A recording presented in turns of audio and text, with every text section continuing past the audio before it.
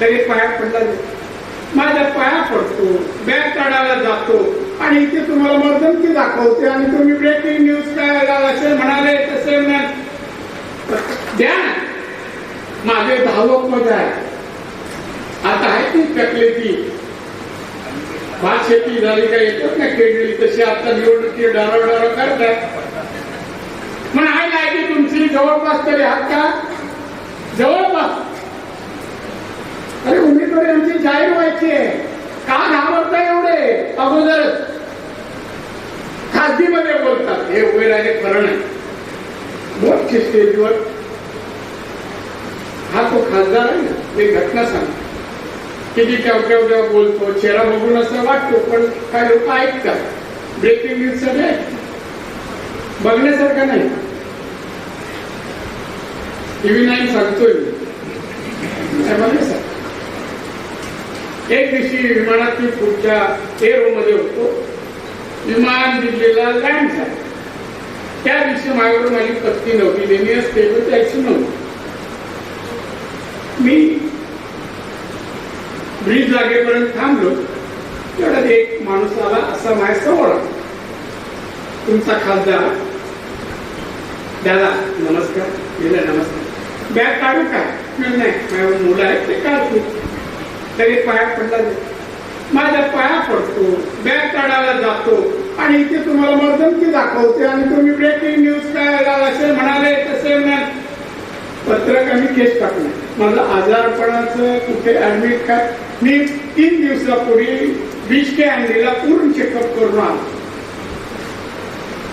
मुलं दोन्ही आहे, ते दोघे दिले होते. 1% माझ्याकडे दोष नाही. एवढं मी पाहतो असेल व्यायाम असं सगळं एकही दोष नाही. आणि पत्रकार मित्र युट्यूब काय ते आजारी आहे, त्यांना डायबिटीस आहे, अमुक आहे.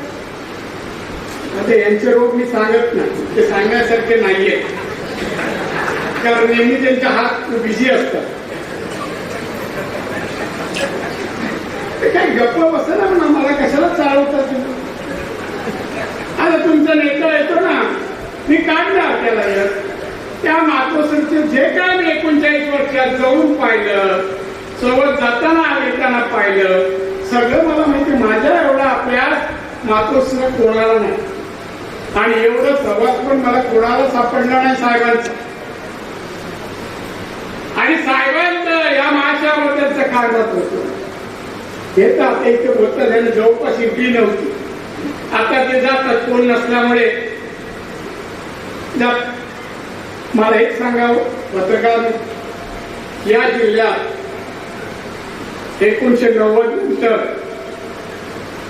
पाटबंधाचा कोणता प्रकल्प विरोधकांनी आणला? ब्रिज, रस्ते,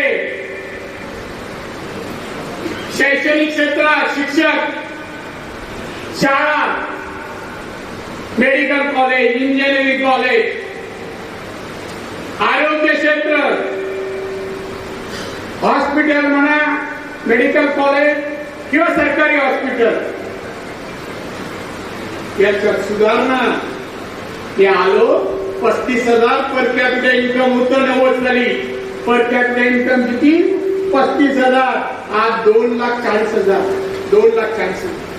कसं वाटलं? बडबड करू नाही. एअरपोर्ट करावं. मला आठवतं एकदा माझे कार्यकर्ते झाला, एअरपोर्टची जमीन पाहायला मी गेलो. त्यांच्या 15 जण आंदोलन करत होते, आम्हाला एअरपोर्ट नको, गरिबांची जमीन घेऊ नका, अत्याचार करू नका. त्यात आहोत 15 लोक. माझा खासदार म्हणतात एअरपोर्टला विरोध. तिकडे गवत पण होत नाही. त्या मावळामध्ये विमानतळ झाला ना, गवत पण होत.